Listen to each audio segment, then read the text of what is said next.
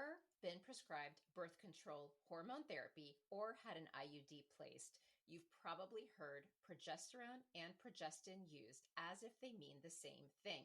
They're not, and that confusion runs deep. It's not just a slip of language. It reflects gaps in research, systemic bias in healthcare, and the business of how hormones are studied, approved, and reimbursed. So in this episode, you'll hear a rare, unfiltered conversation between two of the world's top experts, and they don't always agree. Dr. Jerilynn Prior is a professor emeritus of endocrinology at the University of British Columbia and founder of the Center for Menstrual Cycle and Ovulation Research, whose decades of work have transformed what we know about progesterone's role in bone, heart, brain, and women's health across the lifespan. Dr. Jim Simon is a DC-based gynecologist, clinical researcher, and past president of the International Society for the Study of Women's Sexual Health and recent presenter at the FDA's menopause hearing. He's led more than 300 clinical trials shaping how hormone therapies are studied and prescribed. Together, they dig into how progesterone and progestins differ in the body, in outcomes, and in risks, why systemic forces from underfunded research to reimbursement keep women in the dark, and how you can advocate for yourself when the answers aren't always straightforward. And this isn't just hormone talk. It's about how healthcare gets women's health wrong and how you can break through the noise. So get ready for a challenging, eye-opening discussion. And if this episode resonates, share it, because these are the conversations we need to bring out of the conference halls and into the public.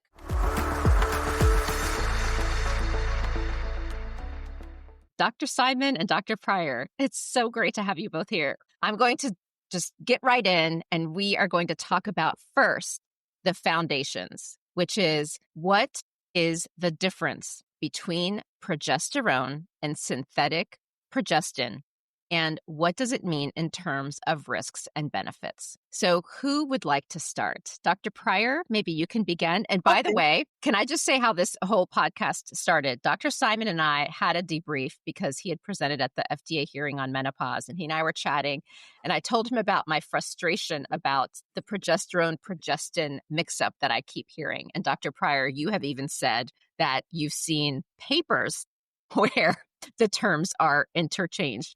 So he and I were speaking, and I said, I need to do an episode on this. And he said, we should bring Jerilynn Prior in and let's just have the discussion. So here we are. So let's talk about that difference. Can we start there, please? Dr. Prior, I'll have you go first. Progesterone is a hormone that men's and women's bodies make. And therefore, we have a better understanding of how it works in every tissue in women's bodies. Whereas progestins, although they meet two criteria, one is they change the lining of the uterus so it's secretory or looks like the action of progesterone, and they have to preserve a pregnancy. But otherwise, we don't know anything about how they work in breast or brain or bones or any of the other tissues in our bodies. Dr. Simon, do you have anything to add to that? I would add, first, I clearly agree with Dr. Prior, but I would add that our language tends to confuse this phenomenon. We talk about progesterone and progesterones, which is a word that doesn't exist. And I think that there are parts of the business community that would prefer that this confusion persist, because progesterone, as Dr. Prior noted, is a natural, body-identical compound that we've had in humans and most mammals, by the way, for many, many, many millennia. And natural is good, and normal is good, and knowing about stuff is good.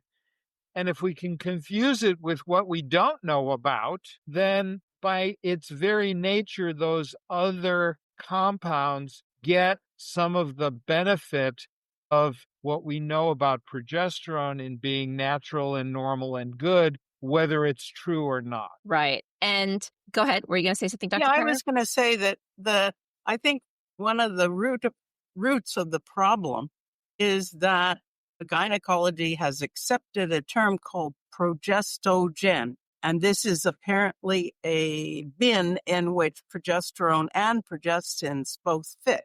But I think that is wrong. Progesterone is in its own bin. Everything else is synthetic and a progestin. I think we should take that progestogen out of the literature totally. I think the other thing, Georgie, that goes more to your interest in contraception is the fact that progesterone, the naturally occurring compound, is a really bad contraceptive agent. And as a result, mix-up of the synthetic forms that are commonly used in contraception that are better at contraceptive efficacy with what's natural, which is the progesterone. And when we lump it all together, it seems better when scientifically it's confusing and not better, as Dr. Prior noted. Okay, that's fair. So you mentioned body identical. I just want to also clarify this term because I follow a lot of conversations also on social media, and there are some who are like, I am sick of this bioidentical, body identical. These are marketing terms. So can we please, because you are clinicians, researchers, well-respected, can we please put this to bed? Who would like to start? It's pretty simple. It's not marketing. It's reality. Yeah, I can jump in and give a little perspective. So in the aftermath of the Women's Health Initiative, which the hormone studies were published in 2002 and 2004 and multiples since then, there was a desire in the compounding business to separate what they were compounding from what were used in those studies. And the term bioidentical was born of a marketing notion. It was a good term. Bioidentical or body identical meant that the compound was by its structure, natural to, in this case, human bodies. And I didn't dislike it in spite of where it came from. Body identical is the next iteration of that. And in a clinical sense, I don't have a problem with patients knowing what is identical in their bodies because it's reality. At least they know it's identical. Now, there are a lot of nuances that Dr. Prior and I can go into as to whether a pill, a patch, a pellet, a paste, a vaginal ring, etc., actually delivers what is a bioidentical compound into the body when it stays in a bioidentical way or not. But that's a bit in the weeds. And so we can talk about that separately. But body identical, bioidentical do have an important, albeit simplified, clinical understanding, which I think is a good thing for women. And it's important to know, and I would like to remove us from the horrifying connotations for most people in the United States of compounding. And in Canada, any hormone has to be prescribed. The problem in the United States is that compounding can get around that kind of thing. And so anyone can order some kind of compound and it's fine. Okay. So, but here's the important thing. And that is that we now have FDA and Health Canada approved bioidentical hormone therapy, both for progesterone and for estrogens. And for estrogens, they come as both a patch or gel, which is ideal, and also as a pill. So in other words, this is not something airy-fairy. It's something that any clinician can prescribe. As for formulations, just since you brought that up, do you mind just helping us understand some of the effective ones? And I ask this because, you could get an OTC progesterone cream that's made of the yams or whatever. So, and I know some people are trying to use that. And so maybe if you could just tell us from the progesterone perspective, the importance of formulations and not deep dive, but just a general summary of what's the best. So let me start, but I'm going to let Jerilynn carry the ball largely. So progesterone, by its very nature, is a compound that needs to get into the body in pretty significant amounts compared, let's say, to estrogen. And because of its structure, doesn't like to get through the system, doesn't like to go through your gastrointestinal system, doesn't like to go through your skin, doesn't like to go through your nose or whatever. By its structure, we need to get a lot in, and it doesn't want to go in.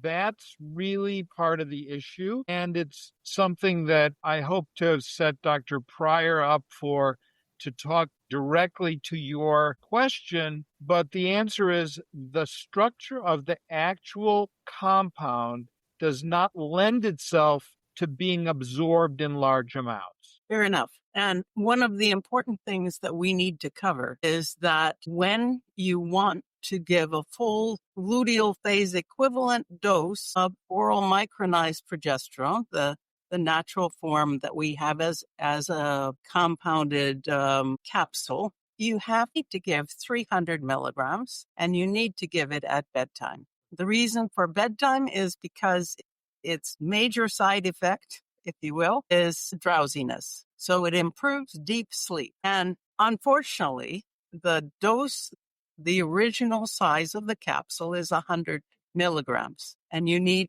3 of them, which seems like, quote, a lot. In the body, estrogen is in different lower units, 1,000-fold smaller units than progesterone. In other words, the body makes more progesterone than it makes estrogen just because of the needs of the body. 300 milligrams is needed if you're going to have a progesterone effect on most things. That's been shown to improve sleep, to improve night sweats and hot flushes in menopause, and to improve night sweats and sleep in perimenopause. Okay. And well, since you dove into the menopause piece, because I want to get into, maybe we could just do this quick thing, because I think we need to talk about why we don't talk enough about progesterone. So let me set this stage. Is Dr. Prior? Yeah, go ahead. 1 second. So I'm not disagreeing with Dr. Prior. She is correct, but she's giving you the average amount. Okay. There are women that will require or tolerate less, and there are women that will require or need more. On average, I would agree, 300 milligrams at bedtime, but that's an average. And women come in big packages, small packages, fat packages, thin packages. Yep. Some of them metabolize medications and hormones quickly. Some of them metabolize them slowly. Some are better absorbers, some are lesser absorbers, but the average is 300, and there's variability. Let's celebrate the variability, but let's remember that there is that variability. I totally agree. So, okay, well, then let's keep going on this topic. I know when I was prescribed progesterone, because I am on menopause hormone therapy, so I'm on the patch, and I was obviously given progesterone to protect the uterine lining. And I was given 100, and I'm the one who's having to advocate, because I know Dr. Prior, and we have had many discussions about progesterone, that I can get to 300. And my question now is, if everyone's body is different, how do you even know if you're on the right dose? Because honestly, for me, the thing I'm most concerned about, and I would assume our clinicians are most concerned about for women, is the protection for the uterine lining, right? Bone density and so many other factors. So how does one know, outside of how one feels, if they have the right dose? Well, the dose in menopause hormone therapy depends on the dose of estrogen, because you need to block the effects of estrogen on the uterine lining.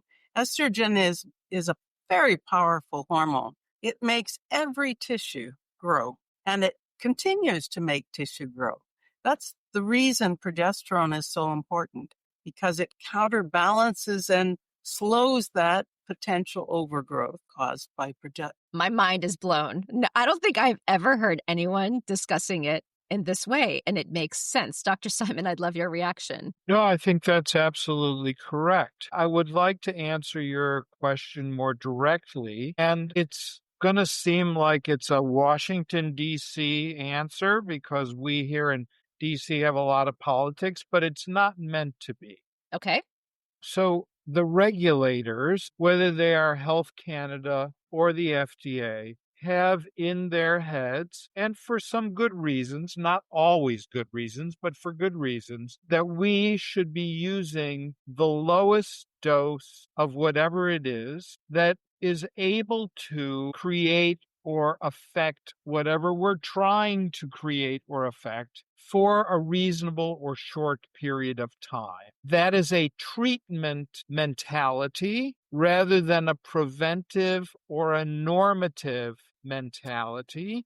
But the answer is that's what the labels for all of these agents say, and how drug companies are forced to develop drugs.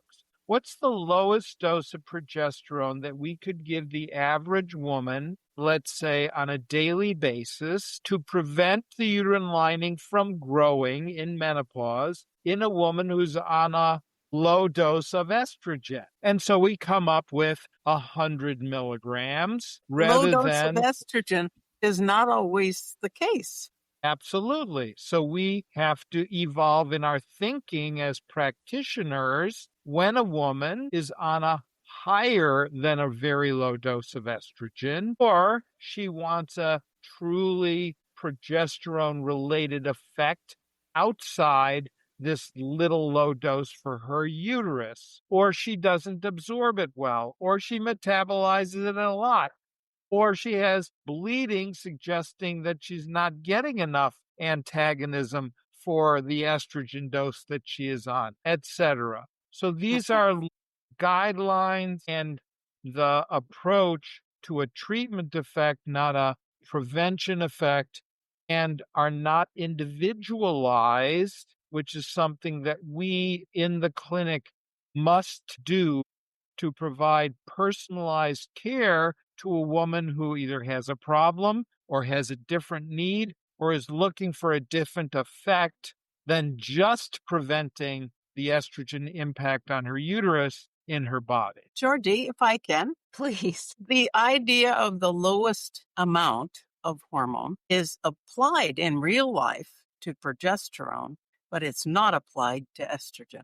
The concept is more is better for estrogen and less is better for progesterone, and that's not correct. So as a clinician, I would get back to you and say, what are you trying to achieve with estrogen and progesterone therapy in menopause? I mean, I have to say, I think a lot of women might say, I don't know, because I don't know what I don't know, right? But that's a concern. It's a real concern because I don't think there's any evidence that taking hormones in menopause, if you don't have hot flushes or sleep problems, is going to enhance your life, prevent heart attacks, prevent whatever. I think it's a wrong notion that we're deprived of estrogen when we're menopausal. I've been menopausal for over 20 years, and I'm not deprived of estrogen. This is a normal phase of life, and it's normal to have low hormones in this phase of life. Dr. Simon? So I take a little different approach. I think that humans, and in fact, nearly all animals on Earth, never had a time of life after reproduction, because nearly all animals on Earth, except perhaps animals in zoos and our house pets, all of us died when reproduction was over or shortly thereafter. And that still remains the case. And so most animals die when their reproduction is over. Humans don't die when their reproduction is over. And I think the difference between Dr. Prior's thought process that menopause is a natural event and doesn't need treatment is one argument. Mine is that we haven't had millions of years of evolution of women living past their reproduction or past their menopause. And so we haven't, as humans, evolved the mechanisms to make that low estrogen state normal, in spite of the fact that menopause clearly is a normal event.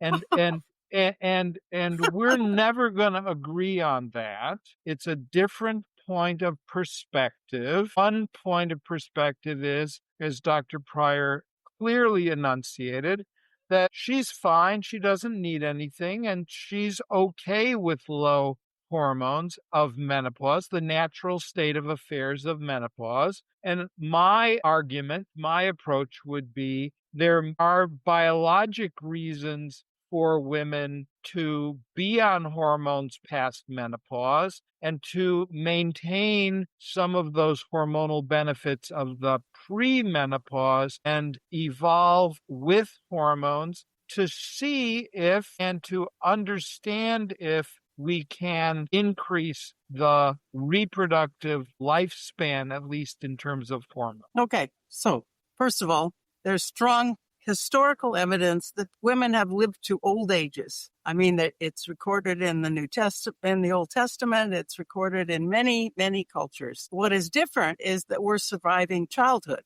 Now, infectious diseases in childhood and infancy used to mean that the life expectancy of someone was very low. That's quite true. But the idea that that makes menopause abnormal is just wrong. And if you say menopause is abnormal, then the natural thing is you must take something to replace what is women now no longer have. That's using a male model because men don't lose their testosterone as they age. It only dribbles down very slowly. And that's just not an accurate understanding. So if I may, yes, please. Because I wasn't necessarily planning the debate on hormone therapy. So I think these are very interesting perspectives. They're not reconcilable, Georgie. I know. Yeah. It's you say that women are insufficient, unhealthy for the last 30 or how many years of their lives. And that's just not, I refuse to accept it. It's paternalistic and it's not accurate physiologically.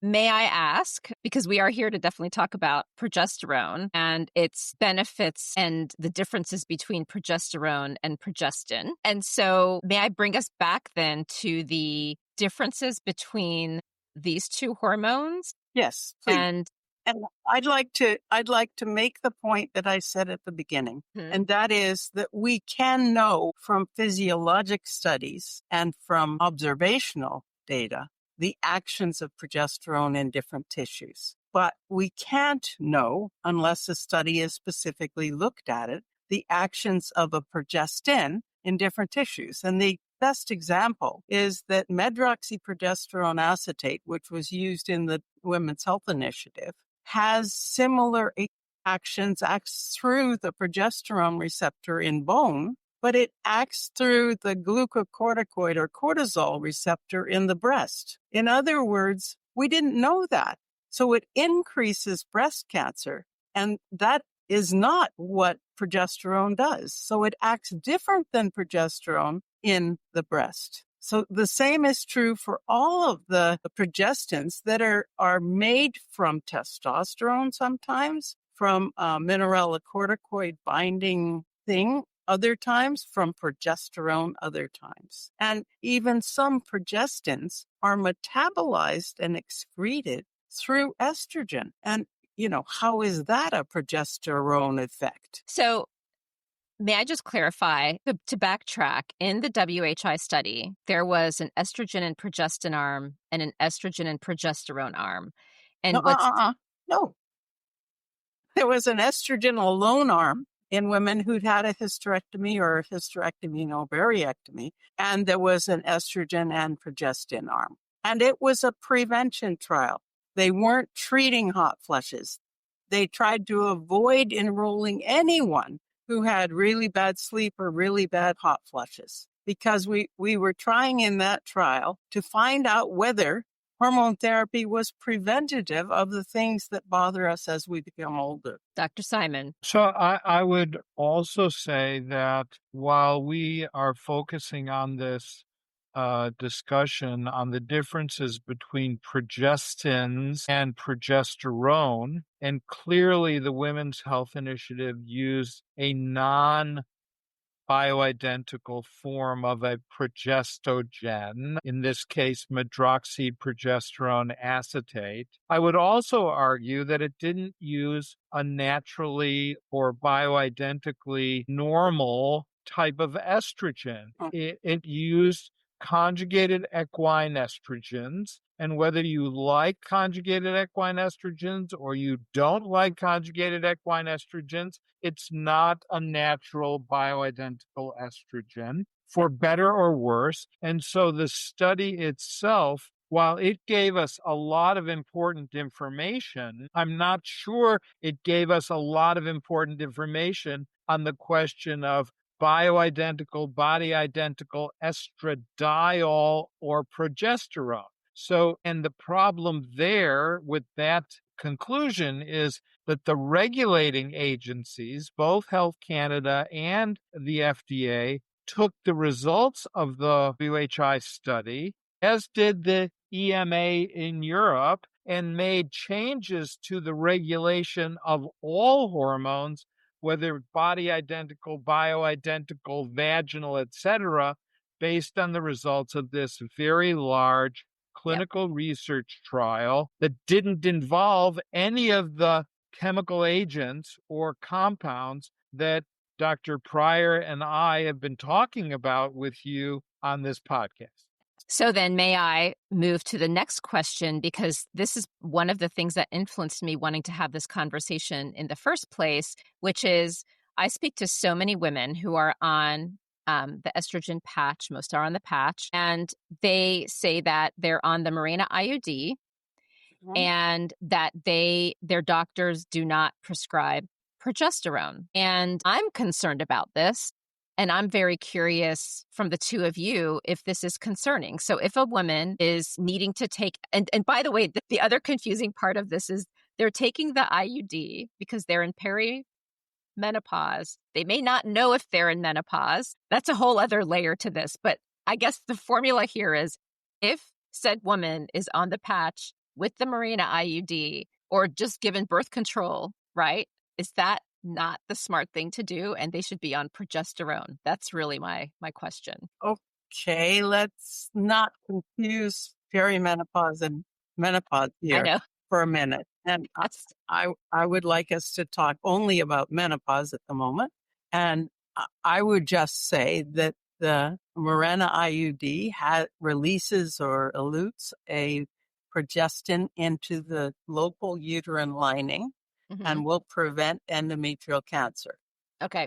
However, it doesn't provide the other, some of them unknown, benefits of progesterone in the rest of the body. That notion of take estrogen as a patch, use the Mirena IUD, arises from the concept that progesterone only works in the uterus. That's a concept that is still taught, but is wrong, because progesterone works wherever estrogen does, and it's necessary wherever estrogen is acting, because they are meant physiologically to complement each other and counterbalance each other. Dr. Simon? So I think that it really depends on what the goals are. We already talked about the benefits of natural progesterone outside the uterus, sleep being one that Dr. Prior mentioned. And let's imagine a woman who's using the IUD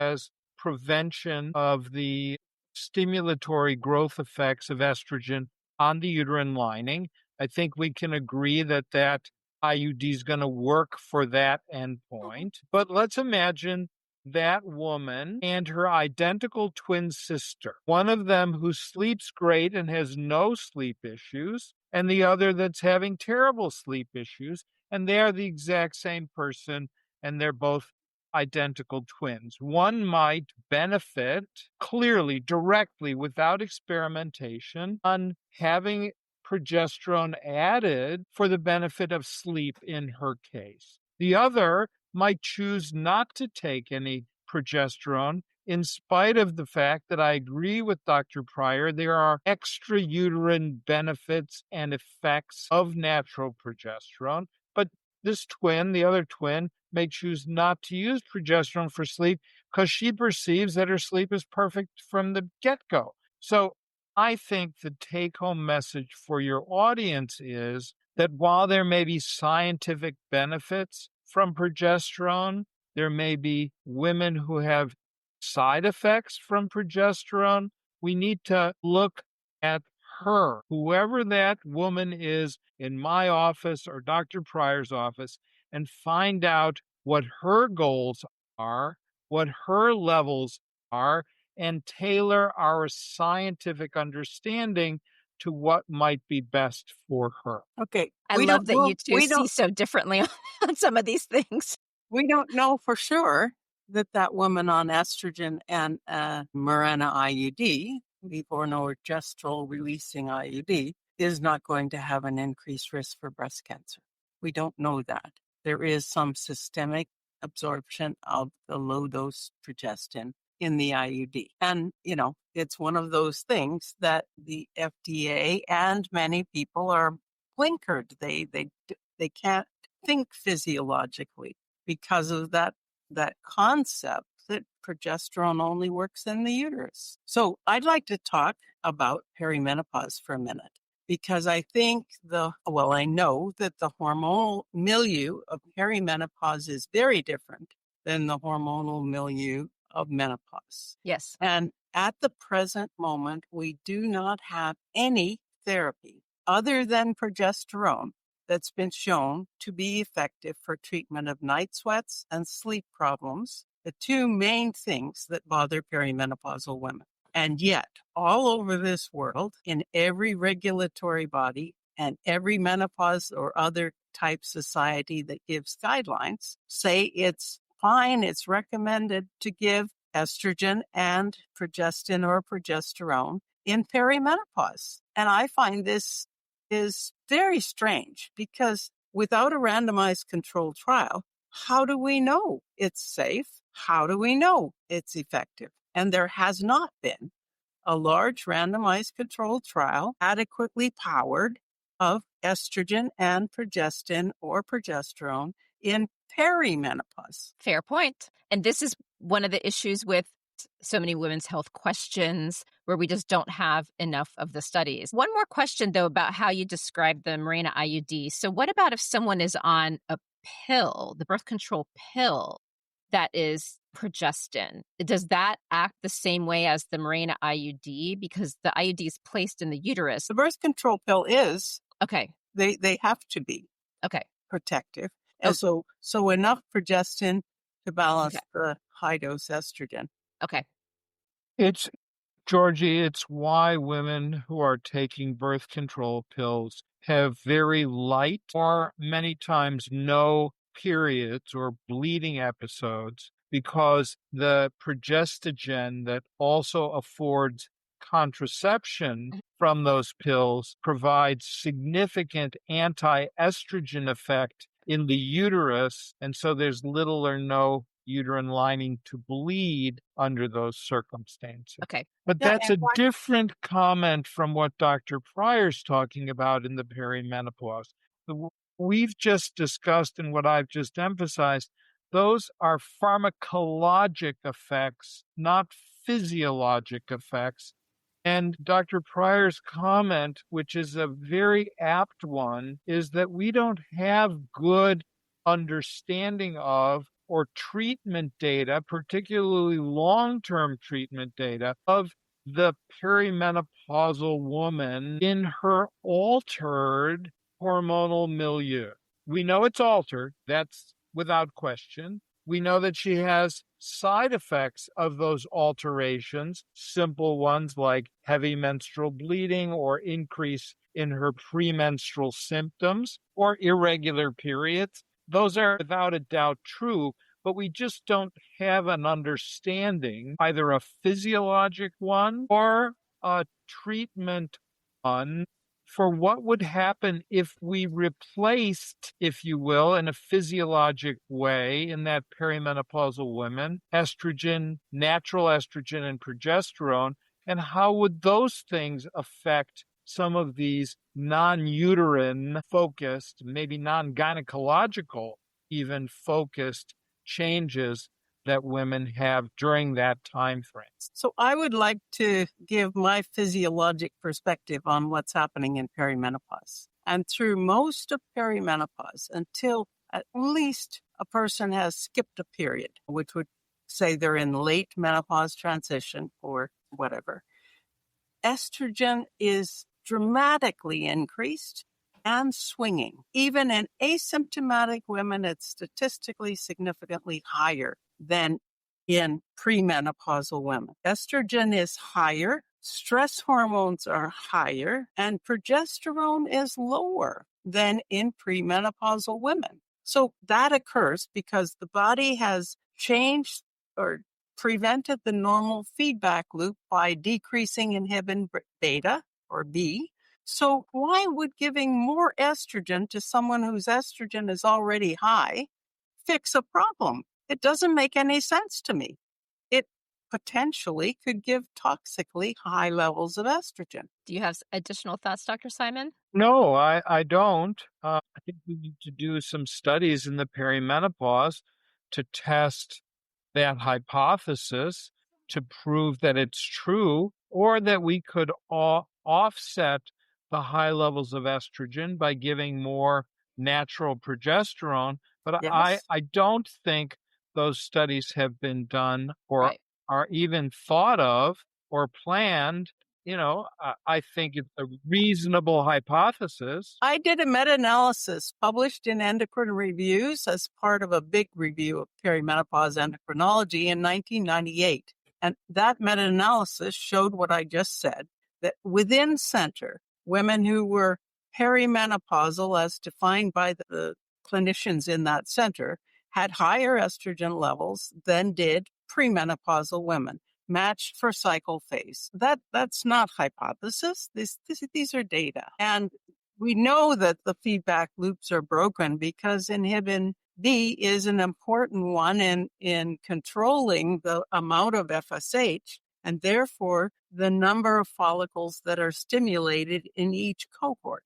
Clearly, we need more data. If I may just summarize the way I understand it to make sure the takeaway is appropriate here. Progestin and progesterone are different. Yes. And progesterone, we understand, has more broader protective effects than the uterine lining, whereas the progestin is more focused on protecting the uterine lining when you're taking estrogen. Dr. Prior, am I missummarizing based on the look on your face? Progestins are stronger at protecting the uterine lining than progesterone, especially in the low doses that are often given now. Right. And then the other is making sure that we're dosing progesterone properly. And it sounds like based on if you're in menopause, the amount of estrogen you're taking as hormone therapy and other factors in your body should drive the amount of progesterone you're taking. So just getting that 100 milligram pill may not be sufficient for you. Is that also correct? Especially if you have sleep problems. Okay. And you need more. If you have the IUD, would the recommendation be to still be given progesterone and ask your doctor to Especially prescribe if that? you have sleep problems. Okay. Because progesterone helps sleep and the IUD doesn't and estrogen doesn't. Okay. Dr. Simon, anything to edit in that summary or to add? No, I think the important addition that I would continue to emphasize is that we think about women as being this monolithic and singular organism when in fact they are clearly not, and that we in the medical profession need to listen to women and address their individual needs. And while we can start from one size fits all, we need to adapt and evolve those approaches to the degree that they are practical for an individual. to her and her alone, which may mean more progesterone if she has sleep issues. It may mean less progesterone if her uterus is being protected by an IUD, if she doesn't have sleep issues or she has side effects from progesterone. But the real answer is individualization, personalization of care, not science. We got to figure out the science, and there's big gaps in our understanding of the perimenopause and menopause. But in terms of care of patients, we need to individualize. I think one thing is missing from our discussion, and I'm not sure that this is the case in the United States, but it's certainly the case here, that progesterone costs a lot more than most progestins. And that's not the case in Europe. An equivalent dose is similarly priced. And unfortunately, most health insurances don't pay for it. And even the body overseeing the payments for drugs in BC is still saying medroxyprogesterone is similar to and can be used instead of oral micronized, which is wrong. I will say I have to fight for my prescription. And, in the US, we get 30-day or 90-day supplies. And do you know that I'm on 200 milligrams and I only can get every 12 days? It's really frustrating. I think the concept of the side effects of progesterone are not based on clinical trials. I've done 2 major clinical trials of progesterone, one in menopause and the other in perimenopause. And in neither case did I find any significant or show-stopping adverse effect from 300 milligrams of oral micronized progesterone in a blinded trial. Okay. Well, anything else to add? This was quite a discussion, having 2 individuals that have unique perspectives in some of the areas. And so I just want to make sure we've covered anything. If you had any other last thoughts to share. So I don't think either my perspective or Dr. Prior's perspectives are particularly unique, but they are different, and they represent 2 very different camps or approaches. Even though they're different, neither is well documented or founded, but they look at the issues from 2 different perspectives, not right and wrong, not good and bad, just different. And when there are such differences, it's important that we, the big we, both perspectives, fight to get the research funding to help answer those fundamental differences. And that, I think, Dr. Prior and I and all of your viewers should be able to get on board with. Let's not say Prior's right, Simon's wrong, Simon's right, Prior's wrong. Let's get the research funding to answer the fundamental differences. And then one of us will say, well, you were right. Or the other will say, you were right, but we'll have the answers, and we don't have the answers now. And that's okay. It's okay that we don't agree. It's good that we don't agree, but it's not good that we don't have the research answers to reconcile our disagreement. That is not okay. When you see patients coming in, what do you wish patients would do to help advocate, and how can they advocate for themselves in this kind of a situation? And then what do doctors do as well? My conclusion is a 2-way dialogue, right? But it's also making sure the doctor knows the research. I think the basic thing is to come back to each woman. And if a woman keeps a kind of a record like the menstrual cycle or perimenopause or menopause diary, she will know what's concerning her when she goes to see the doctor, and she will know if the treatment is fixing whatever she's concerned about. So that becomes an experiment of one. And so that's the way in which I think we solve the problem until we get better funding for large studies. Okay, that's fair. It's a very good approach. Take that individual, tell her, give me the 5 things you're concerned about, or that you've kept in your diary, or that you've kept in your menstrual record, or on your calendar, whatever. And let's check them now and check them after whatever the treatment is that we're deciding to use. and what's better, what's worse, and what's the same. And let's modify the approach to get the best benefit for the buck and also for the patient's bigger picture and maybe other medical problems that she has, to look at her as an entire being, not just her uterus or her breasts or anything else. And that's the art of medicine. Yes, That's right. Absolutely. Well, thank you both so much for coming together and having this conversation. And I appreciate the respect that you have for each other and even in differing views on this. Have a wonderful day. And I look forward to sharing this with the broader audience. Thank you so much. Thank you. Thank you for joining me today on Fempower Health. If you'd like to continue the conversation, please follow me on social media. I am most active on Instagram, LinkedIn, as well as TikTok. You can also subscribe to the weekly newsletter if you want to stay off social media to get the latest and greatest updates. And you can find the link to that either on my website, fempower-health.com, which is a hub to all the different health topics I've covered over the past 5 years, or you can go to the show notes where there's links to all the helpful resources that are relevant to this discussion. And if you know of someone in your life who would benefit from this information, please do pass this along, because that is how we can ensure this important information reaches those who need it most. And for anything that is discussed medically, please understand that none of what we share on Fempower Health is medical advice. It is all for information purposes only, and only a conversation between you and your doctor can give you the care that you need. Thank you very much.